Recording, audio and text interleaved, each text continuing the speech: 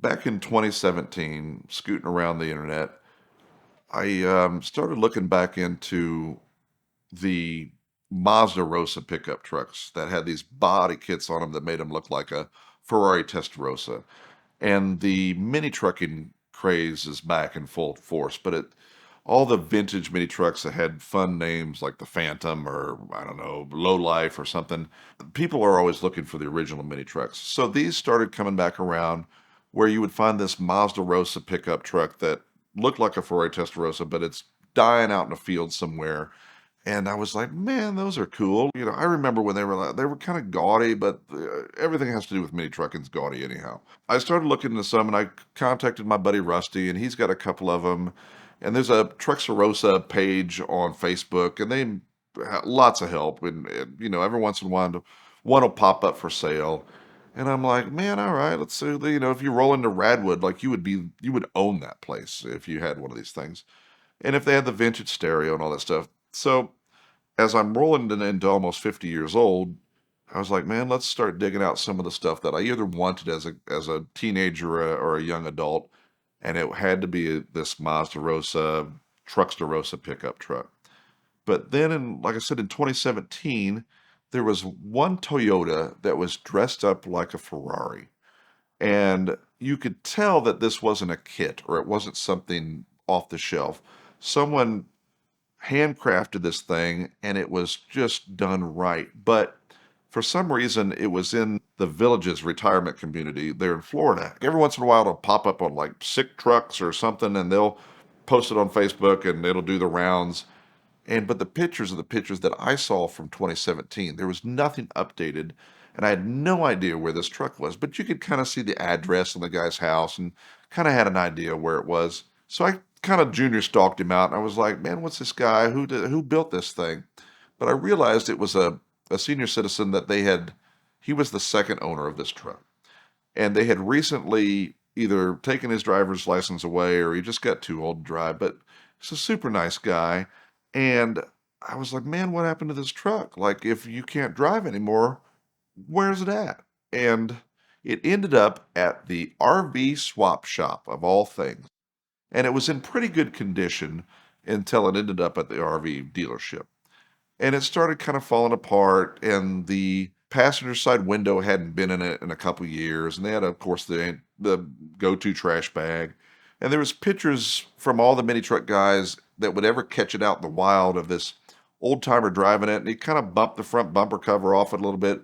But all this is handcrafted stuff, and we found out via Sam Hard and the Radarosa fella that it had real Ferrari Testarossa signals in it and real Ferrari Testarossa emblems and real lenses and everything. So whoever built it with real stuff. And I'm like, oh, what happened to this thing? I need to know a little bit of history of this thing, but I have to somehow own this thing. So we called their RV swap shop.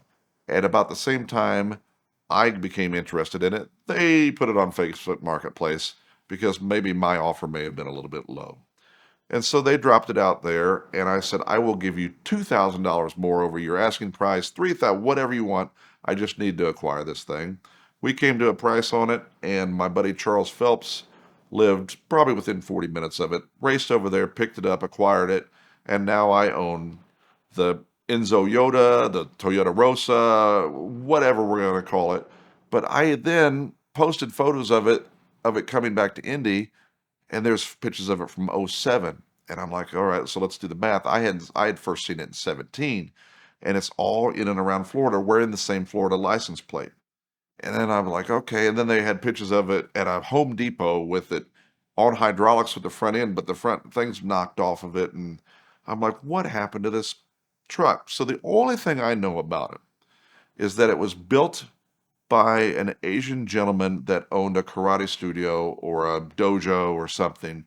And he had ended up having apparently a stroke in his karate studio. And he was in his 30s somewhere. And his widow had had it for years. And then after having it, she eventually sold it to the senior citizen that lived in the Villages. So I need someone to help me connect the dots on how this thing got there. And once again, I am one of those idiots that believe all vehicles have souls. So now it's back, and it's in Indiana. and it is still wearing all the original stuff. Has the Orion subwoofers in the back, the hydraulics in the front work, and I don't know why they didn't work when the old timer decided to knock the bumper cover off of it. And it is built to a level where you wouldn't believe that someone had done it.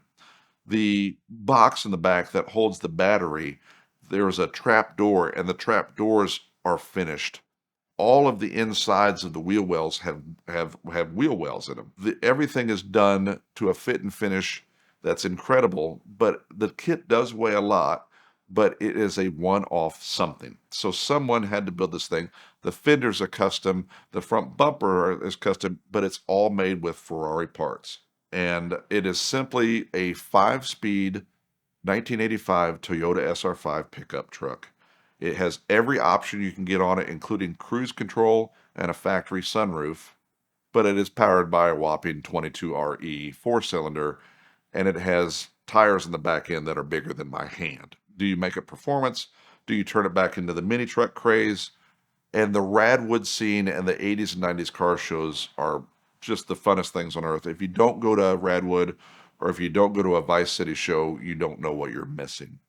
And you put a power plant in it that is John Ficarra Classics style with a Ferrari motor in it, or do you put the V8 out of the Lexus so you keep it Toyota style? We'll take all kind of suggestions on what to do with it, but are going to keep it the way it is. We are not going to paint it with flames or anything else. This is our summer project this year. We are going to restore the Enzo Yoda, the Toyota Rosa, but we have to figure out who had it before the senior citizen, and we have to figure out what its next step is.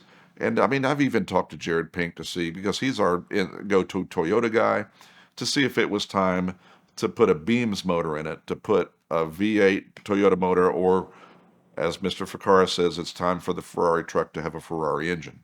And I'm a curator of pop culture, and, we have a full arcade in the house, and we have all these different things, but I really dug the mini truck scene growing up, and I just never had one. I just never had one, so why not have the greatest one in the world? And to me, I like the dancing beds, and I think that's pretty interesting how you make all that work. And I like, the culture behind all these goofy mini trucks that we liked as children, but now as an adult, the one that I've been chasing for years, I finally have.